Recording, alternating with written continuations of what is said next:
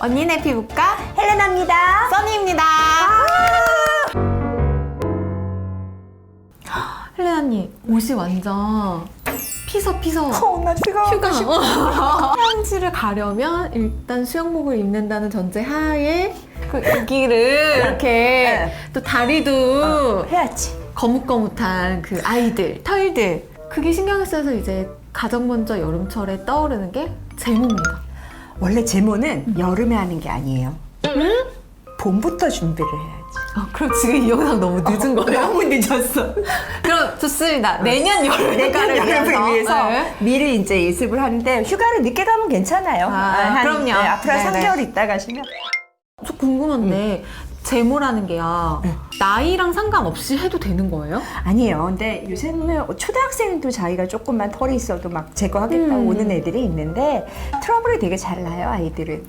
그래서 여드름이 이제 성장기가 지나고 사춘기가 지나고 여드름이 좀 덜 내서 피부가 안정화될 때 저는 제모를 권해요. 모낭에서 여드름이 생기는 거기 때문에 그렇죠. 모낭을 잘못 잡아주면 거기 염증이 더 심하게 생기겠죠. 그래서 저는 대학 간 다음에 대학 간 다음에 친구들하고 첫 MT 가야 될 때. 저는 네. 사실 레이저 제모를 받았어요. 겨드랑이랑 네. 이제 종아리를 받았는데 그래서 사실은 질문할 게 되게 많거든요. 해봅시다, 어디. 일단 레이저 제모하면 확실히 털이 안 나는 게 맞나요? 레이저 제모의 목표는 굵은 어른 털이라고 보시면 돼요. 보송보송한 털들은 제거가 안 된다고 보면 돼요. 솜털? 네. 왜냐하면 레이저 제모의 원리를 쉽게 생각을 하면 털이 이렇게 있죠. 그럼 멜라닌 세포가 모여 있죠.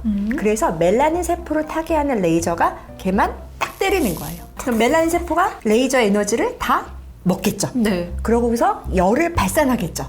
그러면서 모낭을 파괴한다. 이런 식으로 일을 하는 거예요. 그러려면 네. 조그맣고 하얀 털이 잘 먹겠어요? 굵고 성인데 까만색이 많은 털이 잘 먹겠어요? 굵고 까만 그 털. 생각에 한 번만 받아도 될 것 같은데 최소한 4번 이상, 뭐 5번 혹은 6번까지도 받아야 된다. 더 받을 수도 있다. 이렇게 얘기를 하시더라고요. 털이 이제 여기서부터 시작하겠죠? 우선은 요 정도 깊이 있는 데를 한번 제거를 했어요.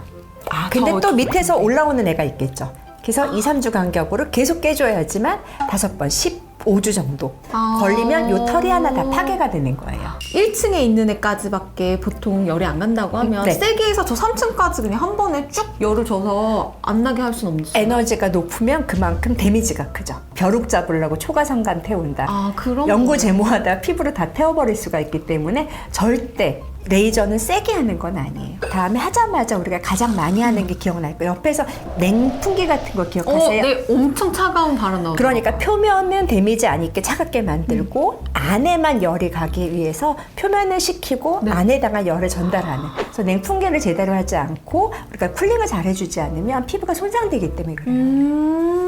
그래서 그거 끝나고 네. 나면 이제 얼음 찜질 그렇죠. 같은 거 막 이렇게 네. 롤러를 주시더라고요. 그래서 레이저 제모하고 나면 하지 말라는 것도 몇 개 있었죠. 사우나 안 되고, 뜨거운 데 사우나. 나가는 거 안 되고, 그다음에 햇볕에도 오래 노출되면 안 돼요. 선블럭을 제대로 하지 않으면. 그래서 하는 얘기예요. 제모는 언제부터 시작한다? 봄.